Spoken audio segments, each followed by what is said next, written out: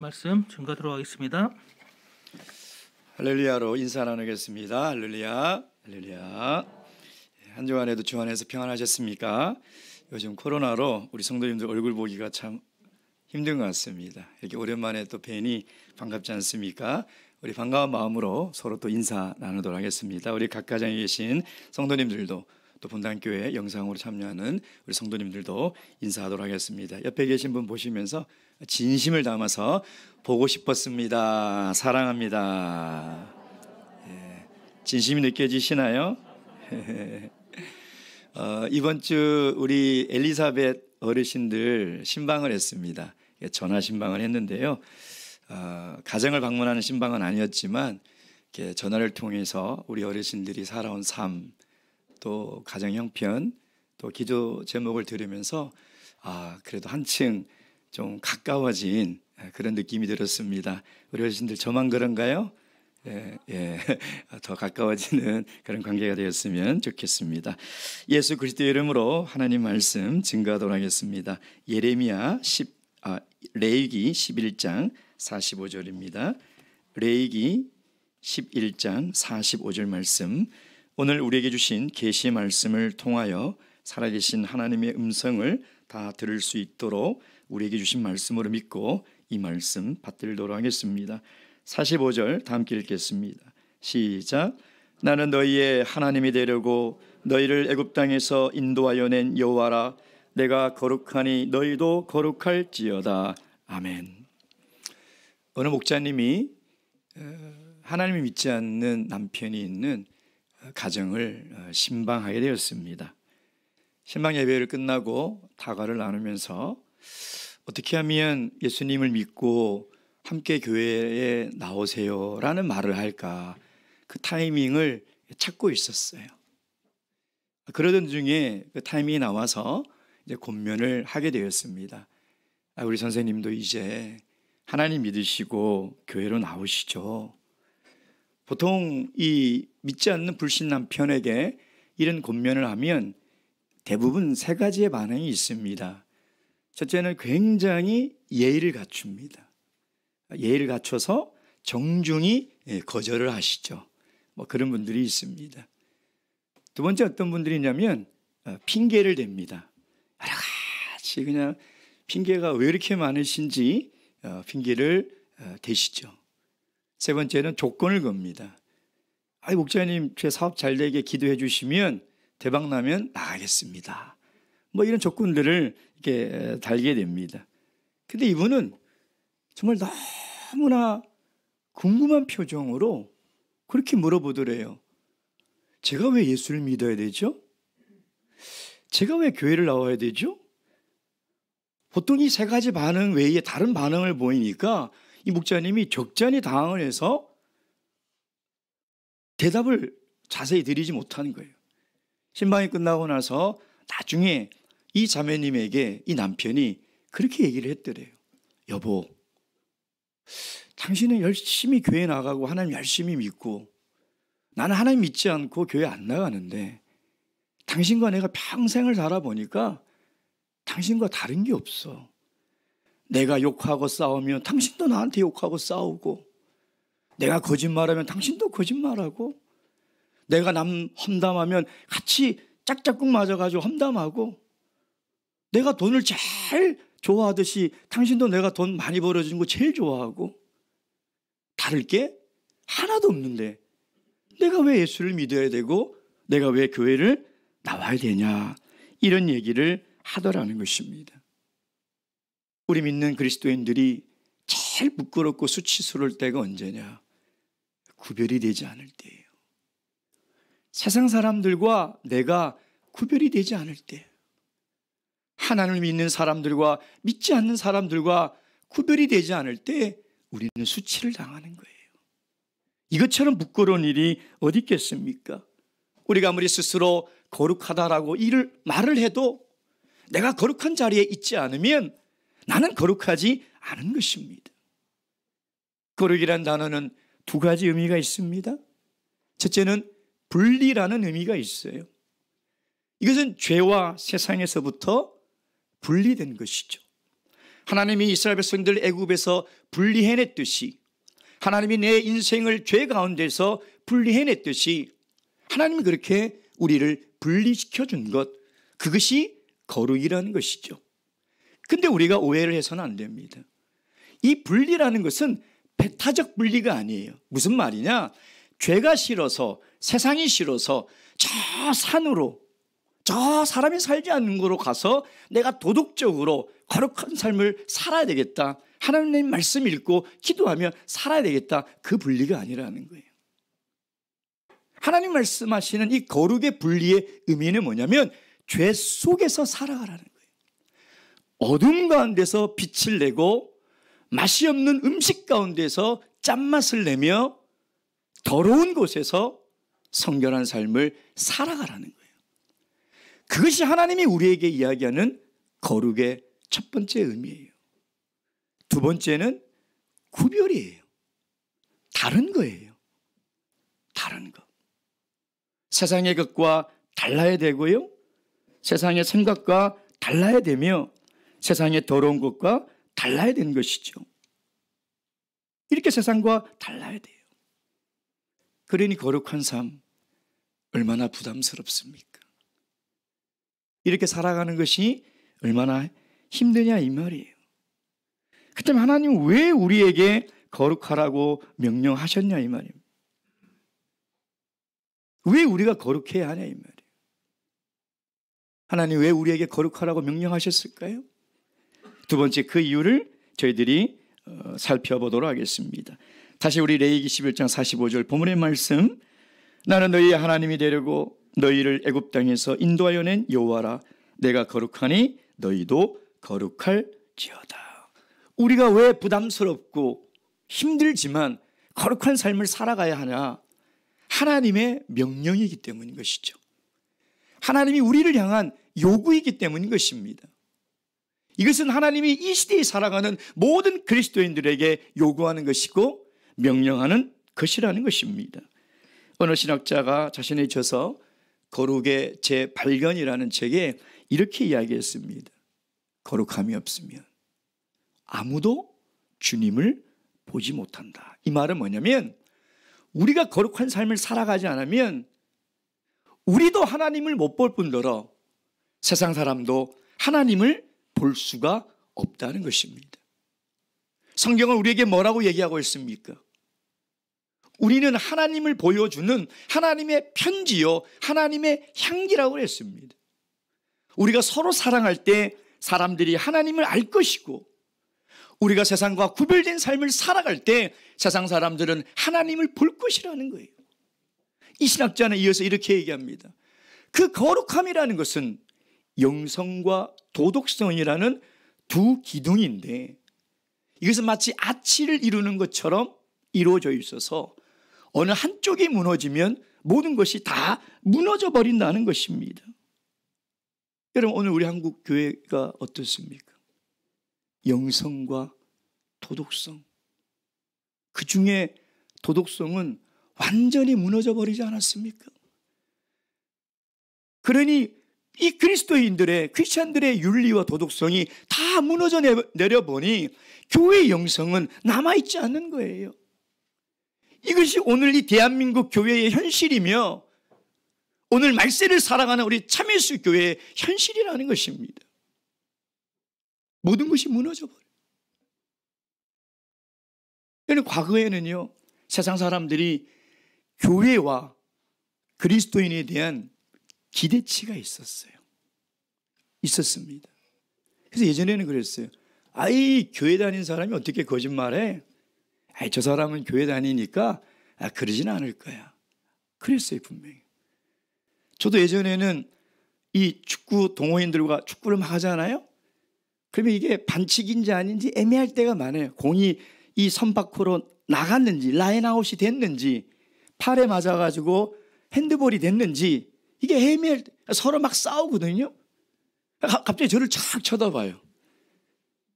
아유, 우리 목사님은 거짓말 안 하실 거예요. 목사님 나갔어요, 안 나갔어요? 저 잘 몰라요. 못 봤어요. 제가 나갔어요. 그러면 모든 사람들이 다 그 봐봐, 나갔대. 인정을 해줬어요. 교회에 대한 기대와 크리스천에 대한 신뢰가 있었다는 것이죠.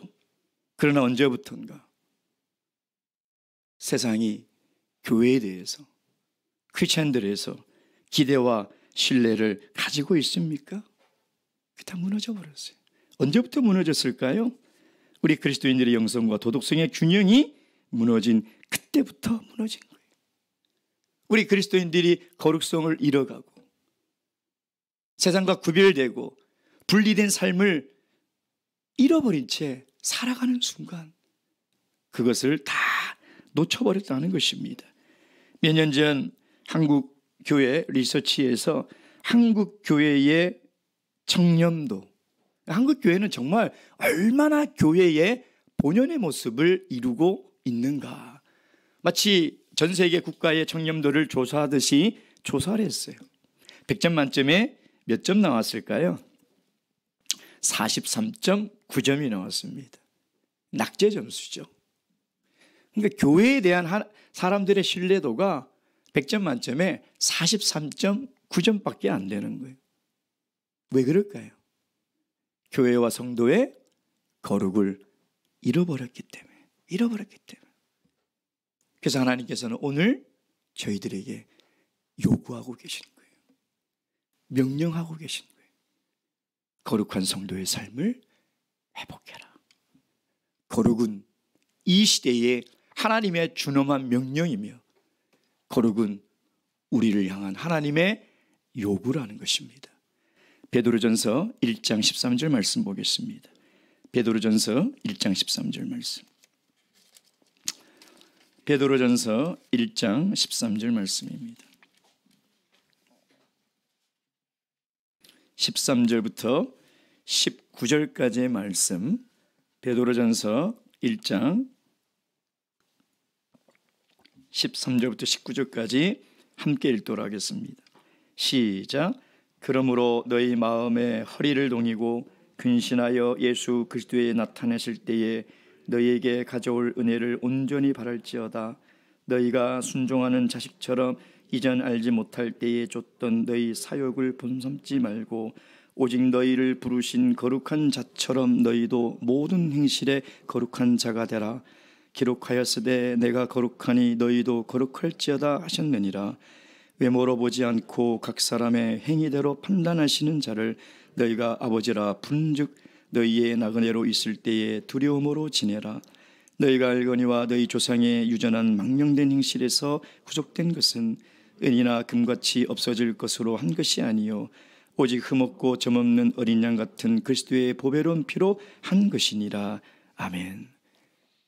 베드로 사도가 말세를 살아가는 그리스도인들에게 이야기하는 게 뭐냐? 하나님이 우리를 부르신 것은 과거의 망령된 행실에서 살아가는 삶이 아니라 거룩한 삶을 위해서 우리를 부르셨다는 거예요. 다음 한 구절 데살로니가 전서 4장 3절 말씀 보겠습니다. 데살로니가 전서 4장 3절 말씀입니다. 데살로니가 전서 4장 3절 말씀. 다 함께 읽겠습니다. 시작. 하나님의 뜻은 이것이니 너희의 거룩함이라 곧 음란을 버리고, 쭉 8절까지 내용이 나오고 있습니다. 그러니까 거룩함은 하나님의 뜻이라고 말씀을 하고 있는 것이죠. 이런 거룩의 반대말은 세속입니다. 우리가 세속적 가치에 살아가는 것은 우리의 거룩을 잃어버리고 살아가는 것이죠. 이 세속적 속성의 특징은 혼합이며 탐욕이며 쾌락이며 명예며 인기죠. 이 모든 것들이 사람들이 본능적으로 좋아하는 것들이에요. 그런 것들을 쭉 지금 성경은 열거를 하고 있습니다. 그 반대로 거룩의 속성은 무엇입니까? 아름답고 영광스럽고 순결하고 새롭고 완전한 것이에요. 그 말은 뭐냐면 우리가 거룩한 삶을 살기 위해서는 세상과 완전히 분리되고 구별돼서 세상 사람들과는 다른 가치와 방식으로 살아야 한다는 것입니다.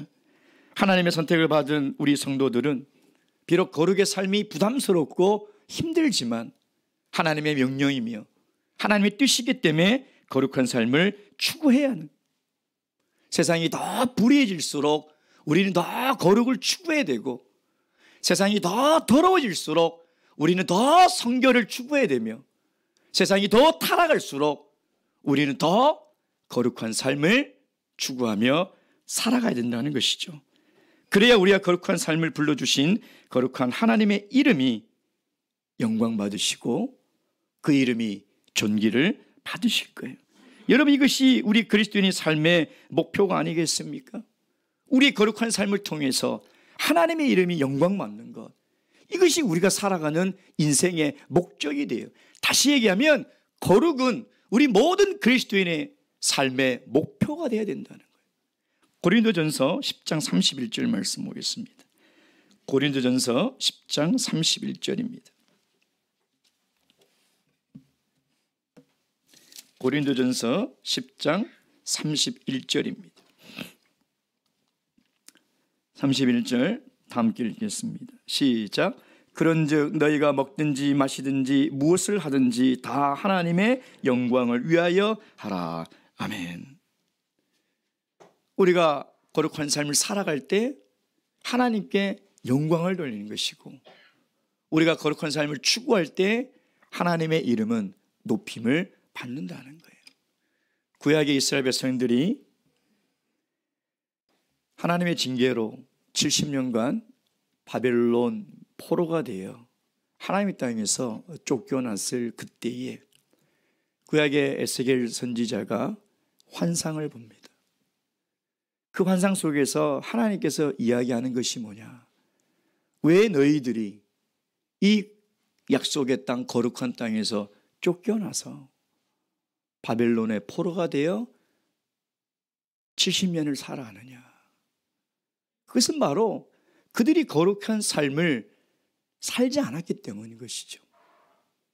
그들은 하나님의 거룩한 땅에서 우상을 섬기며 하나님 말씀에 불순종한 삶의 결과가 바로 하나님의 징계를 받아 그 땅에서 쫓겨난 거예요.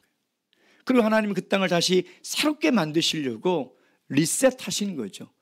그들이 거룩을 회복하지 않으면 다시 그 땅에 돌아올 수 없는 것이며, 그들이 거룩을 회복하지 않으면 하나님의 이름은 영광을 받지 못하기 때문인 것입니다.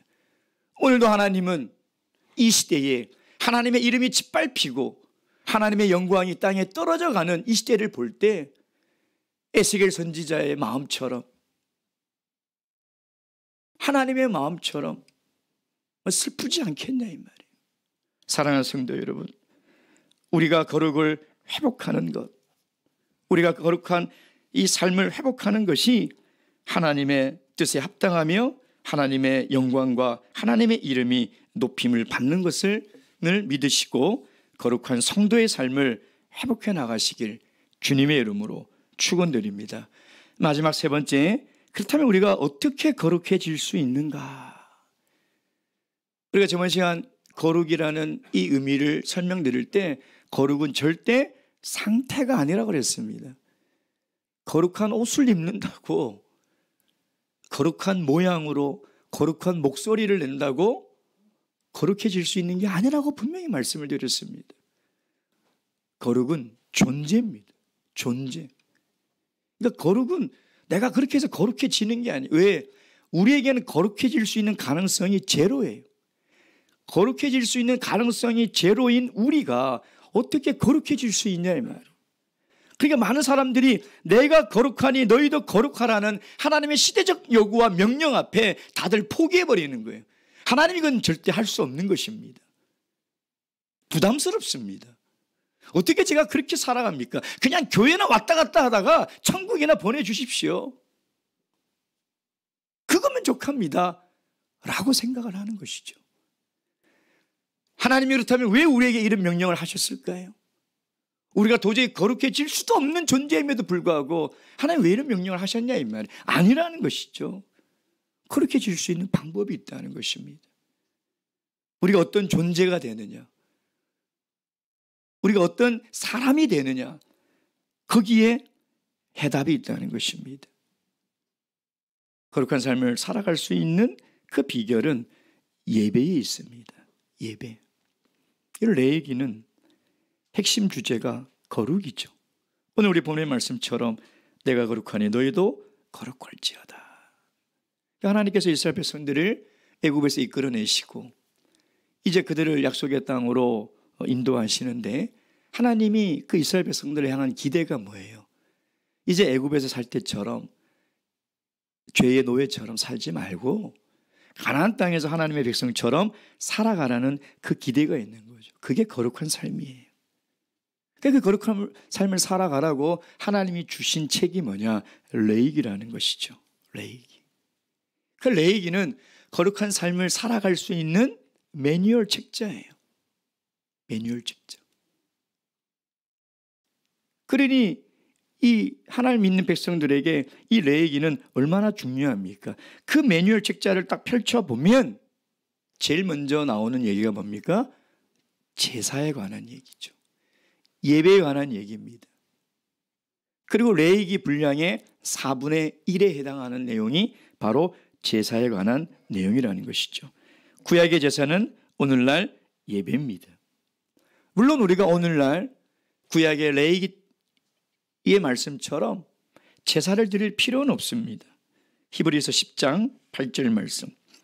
히브리서 10장 8절. 히브리서 10장 8절 말씀. 히브리서 10장 8절에서 10절 말씀. 다 함께 읽겠습니다. 10장 8절에서 10절 말씀. 시작. 위에 말씀하시기를 제사와 예물과 전체를 번제함과 속죄제는 원치도 아니하고 기뻐하지도 아니하신다 하셨고 이는 다 율법을 따라 드리는 것이라. 그 위에 말씀하시기를 보시옵소서 내가 하나님의 뜻을 행하러 왔나이다 하셨으니 그 첫 것을 폐하심은 둘째 것을 세우려 하심이니라. 이 뜻을 쫓아 예수 그리스도의 몸을 단번에 드리심으로 말미암아 우리가 거룩함을 얻었노라. 아멘. 이제 우리는 구약의 제사를 드릴 필요 없습니다. 다 폐하였습니다. 그런데 그 폐한 목적이 뭐냐면 둘째 것을 온전히 세우려고 하시는 것이죠. 그래서 오늘 우리는 이 제사는 다 폐했지만 제사 속에 감추어진 예배의 영적 교훈과 예배의 정신, 예배의 가치는 살아있다는 것입니다. 하나님께서 오늘 가르쳐 주신 이 레위기의 이 예배는 5가지. 번제, 소제, 화목제, 속죄제, 속건제. 그러니까 이 5가지 예배에 우리가 거룩한 삶을 살아가기 위해서 드려야 될 예배의 정신과 가치가 여기에 다 들어가 있다는 것이죠. 하나님이 이것을 온전히 세우기 위해서 예수 그리스도를 십자가에 번제의 제물로, 화목제의 제물로, 속죄제의 제물로 드리신 거예요. 그렇다면 오늘 이 5가지 예배를 통해서 우리에게 말씀하시는 거룩한 삶을 살아갈 수 있는 그 비결, 우리가 그 예배를 통해서 배워야 될 그 정신이 무엇인지 우리가 다 깨닫게 된다면, 그리고 실천하게 된다면 우리도 거룩한 존재가 될 수 있다는 것이죠. 거룩한 삶을 살아갈 수 있다는 거예요. 그러니까 우리가 그리스도 안에 거한다는 것은 추상적인 얘기가 아니에요. 하나님이 내가 거룩하니 너희도 거룩하라고 하신 말씀 뭐냐면 거룩한 내 안에 거하라는 거예요. 그 방법이 뭐예요? 예배라는 거예요. 예배. 그래야 너희가 거룩한 삶을 살아갈 수 있다고 이야기를 하고 있는 것입니다. 첫째, 번제입니다. 레위기 1장 처음에 보면 번제에 대한 얘기가 나오는데, 번제는 독특한 게 뭐냐면 그 제물을 온전히 다 태우고요, 제물을 드리는 게 아니라 그 제물의 향기를 하나님께 드리는 거예요. 그 향기를 하나님께 드려요. 그러니까 번제를 통해서 우리가 배워야 될 예배의 정신이 뭐냐? 우리가 하나님께 예배 드리러 나올 때 우리의 모든 것을 하나님께 다 드려야 돼요. 다 드려야 돼요. 머리, 각을 떠선 팔과 다리, 심장, 폐, 간, 이걸 다 드려야 돼요. 하나님께 내가 가지고 있는 이 고집, 내가 가지고 있는 생각, 내가 가지고 있는 가치, 이걸 계속 하나님께 내려놓고 올려드려야 돼요. 여러분, 말씀을 통해서 깨닫는다는 건 뭐냐면 하나님의 말씀을 통해서 내가 설득을 당하는 것이고 더 가치 있는 것을 깨달았다는 거예요. 그럼 더 가치 있는 것을 깨달았으면 내가 그동안 가치 있다고 붙들고 있던 세속적인 것들은 바울 사도 말씀처럼 배선물이 되는 것이죠. 아니, 하나님의 신령한 것을 깨달았는데도 한 손으로는 하나님의 것을 쥐고자 하고 한 손으로는 여전히 세상의 오물을 쥐고 있으면 도대체 어쩌잔 말입니까? 내어버려야죠. 다 태워버려야 돼요. 그래야 우리의 인생을 온전히 하나님 앞에 드릴 수 있는 거예요. 그러니까 예배 때 하나님 말씀을 들으면 아멘, 하나님 맞습니다.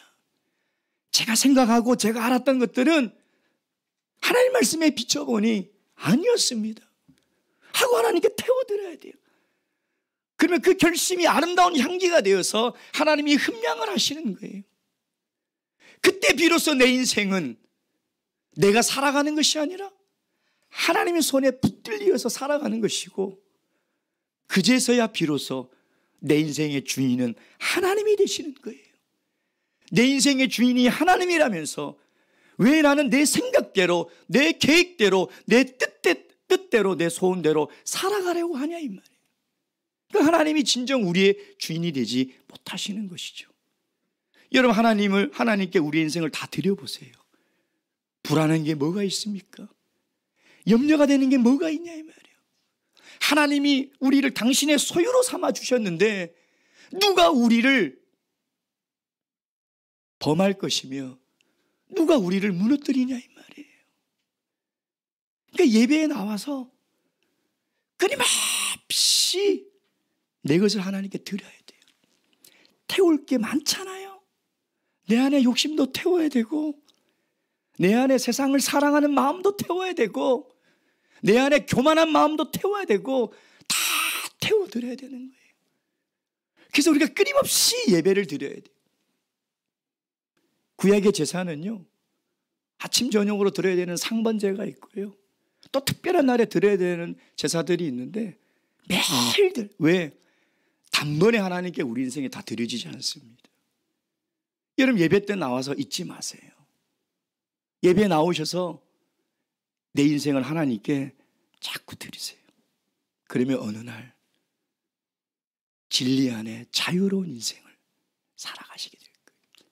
그때는 두려움도 없고요, 염려도 없고요, 정말 세상이 줄 수 없는 그 평안과 평강이 무엇인지를 깨달아 하나님이 주신 은혜와 축복이 무엇인지를 아마 다 누리게 될 거예요. 그것이 예배를 통해서 하나님께서 우리에게 주시는 거룩의 삶의 비결이라는 것입니다. 두 번째는 소제가 있습니다. 소제는요, 5가지 제사 중에 유일하게 피 흘림이 없는 제사예요. 그 말은 뭐예요? 가축을 잡지 않는 거죠. 짐승을 잡지 않는 거예요. 이 곡식을 가지고 드리는 제사입니다. 뭐 소제에 대한 여러 가지 의미가 있지만 이 곡식을 드린다는 것은 뭐냐면 내 수고를 하나님께 드린다는 거예요. 농사를 지어보신 우리 분들은 아마 계실 겁니다. 저도 도시에 살아서 사실 뭐 쌀나무로 알고 있을 정도로 농촌의 일들과 농사에 대해서는 아주 문외한입니다. 근데 이제 제가 신학을 할 때 저희 장인어른이 크게 김제에서 논농사를 하셨어요. 근데 이제 사위가 우리 장인어른께 점수를 좀 따고 싶어서 아유 아버님 제가 농사일을 돕겠습니다 하고 나갔어요. 새벽 4시에 이렇게 나가시더라고요. 근데 뭐 가보니 어마어마하게 논이 넓은 거예요. 그러니까 거기를 이제 소독제라고 해야 되나? 뭐라고 해야 되나요? 농약을 뿌리는데 긴 그 줄을 잡고 이제 이리 가라면 이리 가고 저리 가라는데 제가 그걸 잘 할 수 있어요. 좀 서툴죠. 그러니까 점수 따라갔다가 점수만 읽고 아유 도움이 안 된다고 다음부터 나오지 말라고. 저는 정말 고의가 아니었는데 하루 만에 해고가 되는 그런 일이 있었습니다. 근데 아버님이 이 농사 짓는 것을 옆에서 쭉 지켜보면서요, 어떤 사람이 그런 얘기를 했지 않습니까? 농부의 손길이 100번을 가야 한 톨의 쌀을 우리 입에 먹는다. 참 그런 것 같더라고요. 아주 봄부터 이 모심기를 하고 이 수확을 할 때까지 매일 그렇게 새벽 4시면 나가셔가지고 물길도 보시고 뭐도 보시고 뭐 또 뭡니까 그 성경에 나오잖아요. 이제 그 처음 봤어요. 진짜 구분이 안 되더라고요. 막 뽑았는데 제가 이게 별을 뽑고 있더라고요. 예. 정말 구분이 안 돼요. 얼마나 수고의 손길이 거기에 많이 가냐 이 말이에요. 여러분, 소재를 통해서 우리가 예배에 배워야 될 정신이 뭐냐? 예배에는 우리 수고를 하나님께 드려야 된다는 거예요. 목회자는 어떤 수고를 하죠? 말씀을 준비하는 수고를 합니다. 또 예배 봉사자들은 아침 일찍 나와서 영상 준비를 하고 주보를 만들고 소독을 하고 찬양 예배 인도자는 예배를 준비하고 사회자는 준비하는 그 수고를 하지 않습니까? 그리고 물 한 컵을 떠다 놓는 이 수고도 얼마나 귀한데요. 저는 이 물을 마실 때마다 늘 축복합니다. 선지자에 합당한 복을 받으시길 바랍니다. 이 굉장히 큰 수고예요. 이거 잊어버리는 교회 많습니다. 그 어떤 교회는 목사님이 물을 마셨는데 물 마시기 시작해봤더니 일주일 전 거예요. 이거 뭐 그럴 일이 없겠죠, 강남은요. 예. 여러분 어떤 수고를 하십니까? 여러분 예배를 위해서 어떤 수고를 하셔야 돼요? 시간을 내는 수고를 해야 돼요. 제일 어려운 수고죠. 바쁜 이 시대에 시간을 내는 수고만큼 어려운 수고가 어디 있겠습니까? 그렇지 않습니까? 근데 그 시간을 내는 수고를 하나님을 위해서, 예배를 위해서 기꺼이 즐거운 마음으로 내어 드려야 된다는 거예요. 시간을 내는 것처럼 정말 힘든 수고가 없지만 이것을 내가 기쁜 마음으로 하나님께 올려 드려야 된다는 것입니다. 제가 서울에 온 지 벌써 한 달이 넘어갔는데도 아직 잘 적응이 되지 않는 것들이 있습니다. 서울 분들은 차로 1시간 거리를 아무렇지도 않게 말씀을 하시더라고요. 제가 분당에서 저녁 예배 끝나고 전도부장님께 그랬어요. 집까지 얼마나 걸리세요? 50분요. 그래서 예? 50분을 차로 가셔야 돼요? 왜냐하면 지방에는 50분이면요 다른 도시로 가는 거리입니다. 예. 50분이면 도를 넘어가거든요. 서울이 큰 게 큰 모양이에요. 뭐 1시간 정도는 그냥 의뢰 이렇게 왔다 갔다 하는 모습을 제가 보았습니다. 서울에서 직장하는 어떤 청년인데요, 그 청년이 저녁 예배를 참석하려고 회사가 끝나면 1시간을 지하철을 타고 간답니다. 시골에 사는 사람도 잘 상상이 안 돼요. 1시간 기차 타고 예배 드리러 간다? 아마 어르신들이 제정신이요? 그럴 거예요. 상상이 안 돼요. 그래서 제가 물어봤어요. 힘들지 않냐고. 힘들죠. 목자님 힘들어요. 근데 목자님 1시간을 걸려서 가다 보니까 그 말씀이 너무 꿀 같더라. 내가 시간을 내는 수고를 하고 예배에 가니 정말 그 예배가 내 삶의 원동력이고, 그 예배가 아니면 내가 살아갈 수 없고, 그 예배가 내 삶을 지탱하는 가장 중요한 시간임을 깨달아서 그 시간을 빠질 수가 없다는 거예요. 빠질 수가 없다는 거예요. 제가 그 청년의 마음을 생각해 봤어요. 그 퇴근하고 직장인이 얼마나 지치겠어요. 그 발걸음은 분명히 집으로 향하고 싶을 거예요. 그렇지 않겠습니까? 우리는 늘 좀 더 자자, 좀 더 앉자, 좀 더 졸자, 점점 편안하게 쉬고 싶은 것이 우리의 죄성인데, 그것을 이기고 시간을 내는 수고를 마다하지 않고 1시간의 거리를 저녁 예배를 위해서, 안식일도 아니에요, 저녁 예배를 위해서 가는 그 청년의 신앙을 보면서 저는 너무나 큰 도전을 받았어요. 우리가 지금 코로나 시대를 맞이하여 영상 예배를 드리고 있습니다. 근데 이 영상 예배가요, 정말 우리가 잘 활용해야 돼요. 잘 활용하면 성도의 신앙과 교회의 성장에 유익이 될 것이요, 잘못 활용하면 독이 됩니다. 독이 돼요. 정말 내가 시간을 내는 수고가 귀찮아서 내가 영상 예배를 선택한다면 예배가 무너지는 거예요. 예배가 무너지면 우리의 거룩한 삶을 살아갈 수 없는 것이고, 우리가 거룩한 삶을 살지 못할 때 하나님의 영광은 이 땅에 없는 거예요. 여러분, 그러니 정말 우리가 예배를 위한 수고를 우리가 자원하는 마음과 즐거운 마음으로 해야 되지 않겠습니까? 예전에 어떤 퇴임하신 목사님이 그런 얘기를 하시더라고요. 목회를 30여 년 하고 퇴임하고 우리 목자님이 담임했던 그 교회 어느 날 영은혜 강사로 가보니 그런 말씀하세요. 차로 다 실려 나갔던 성도들은 안 보이고 제 발로 걸어온 성도들은 다 남아있더라고. 제가 그걸 들으면서요, 정말 하나님은 예배를 드리는 이 시간뿐만 아니라 내가 내 삶의 터전에서 내가 어느 곳에 있든지 하나님께 예배를 드리러 가야 되겠다고 결심하고 그 첫 발을 떼는 그 순간부터 하나님은 예배로 봐주시는구나. 그래서 그 예배를 통해서 복을 주시고 은혜를 주시는구나.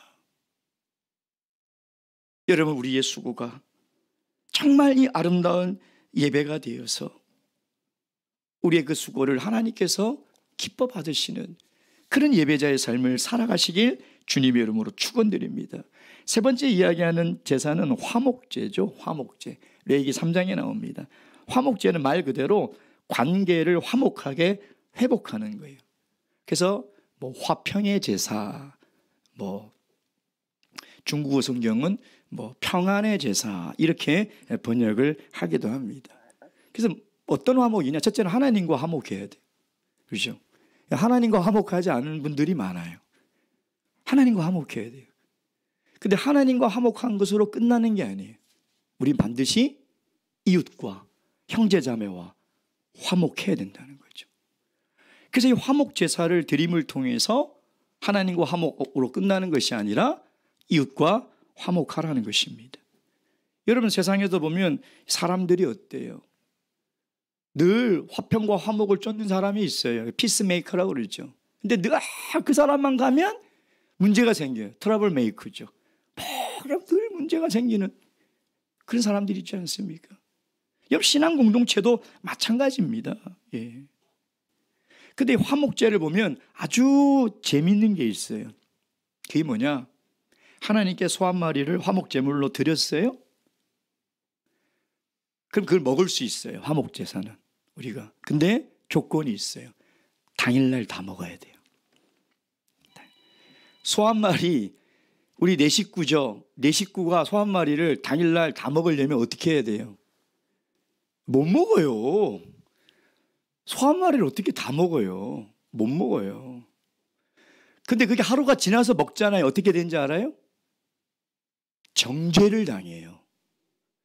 그리고 화목제사의 이 예배는 하나님께 연락이 되지 않아요. 그 예배는 예배로 하나님이 인정해 주지 않는 거예요. 그러니까 화목제사를 드리고 그 당일날 다 먹어야 돼요. 그러려면 어떻게 해요? 아이고, 아무개네 와서 식사해. 아무개네 와서 식사해. 와야 되죠. 근데 오라고 하는데 아무도 안 와요. 왜? 화목한 관계로 살지 못하는 거예요. 그러니까 하나님이 이 화목 예배를 통해서 뭘 얘기하냐면 화목하게 살으라는 거예요. 이웃들과 형제자매들과 화평을 이루면서 살아가라는 거예요. 그것이 예배라는 거예요. 그것이 하나님께 드리는 화목의 예배라는 거예요. 예수님께서 마태복음 5장 23절에 뭐라고 말씀하셨습니까? 이 제단에 제물을 드리러 오기 전에 형제와 뭔가 이 싸우고 다툰 일이 있으면 먼저 어떻게? 그 형제에 가서 화목 제사를 드리라는 거예요.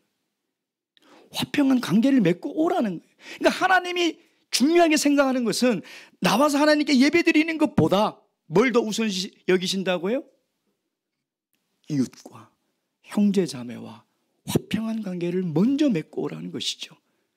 여러분, 이것이 예배의 정신이고 이것이 예배며 이것이 우리가 거룩한 삶을 살아갈 수 있는 비결이라는 것입니다. 네 번째, 다섯 번째는 뭐가 있냐면 속죄제와 속건제가 있어요. 다 죄에 대한 제사죠. 이거는 의무적으로 드려야 됩니다. 의무적으로. 속죄제는 우리가 부지부식간에 드리는 죄를 범했을 때 드리는 제고요. 속건제는 타인의 재산상의 피해를 줬을 때 드려야 되는 제사예요. 어쨌든 둘 다 속죄하는 제사죠. 그렇죠. 그러니까 우리가 예배에 나와서 반드시 의무적으로 해야 될 게 뭐냐면 회개기도, 회개기도. 그렇죠. 근데 회개기도를 어떻게 해요? 어떻게 내 죄가 드러납니까? 말씀이 비춰져야 되죠. 말씀이 비춰져요. 그 말씀이 비춰질 때 아프죠. 왜? 내 죄가 비춰지면 아픕니다. 아파요. 여러분, 혹시 그 알코올 소독제 있죠? 소독제 이게 바르면 우리 늘 코로나 때문에 이게 씻잖아요. 바르면 아프십니까? 하면서 아파 이러신 분 있나요? 근데 그 상처 난데 한번 발라보세요. 한번 발라보세요. 상처 난데 따가워서 아파서 비명을 지를 겁니다. 그게 뭐냐면 하나님의 말씀이 들어와서 아파요. 따가워요. 그게 정상이에요. 그게 정상이에요. 근데 이제 막 신앙생활 시작하신 이 성도님들은요, 참 재밌는 게 그래요. 왜 목자님은 저에 대해서 어떻게 그렇게 잘 알고 저의 제 나쁜 것만 설교하세요? 그래요. 제가 뭘 알겠습니까? 그렇죠. 다 짓는 죄가 똑같이 뭐. 그렇잖아요? 다 하나님 앞에 짓는 죄가 비슷하지 않겠냐 이 말입니까? 그러니까 우리가 예배 때 하나님께 나와서 우리의 죄를 아뢰고 하나님께 회개할 때 용서의 은혜를 반드시 받아야 된다는 것입니다. 우리 마지막으로 로마서 12장 1절 말씀 보겠습니다. 로마서 12장 1절 말씀. 로마서 12장 1절입니다. 로마서 12장 1절 말씀. 다 함께 읽겠습니다. 시작. 그러므로 형제들아, 내가 하나님의 모든 자비하심으로 너희를 권하노니 너희 몸을 하나님이 기뻐하시는 거룩한 산 제사로 드리라. 이는 너희의 드릴 영적 예배니라. 아멘. 하나님께서 우리를 거룩함으로 부르신 것은 우리가 완전하기 때문에, 우리가 거룩할 수 있기 때문이가 아니라 거룩하신 하나님과 동행할 수 있기 때문인 것입니다. 거룩하신 하나님과 동행하는 방법은 하나님께 예배를 드리는 것이고 우리가 예배자의 삶을 살아가는 것입니다. 우리가 거룩할 때 우리를 부르신 하나님의 이름이 이 세상의 아름다움을 드러낼 것입니다. 2022년도 우리 강남 분당교회 성도님들, 다시 이 거룩한 성도의 삶을 회복하셔서 여러분의 삶을 통하여 하나님의 이름과 영광이 드높이 아름답게 나타나기를 주님의 이름으로 축원드립니다.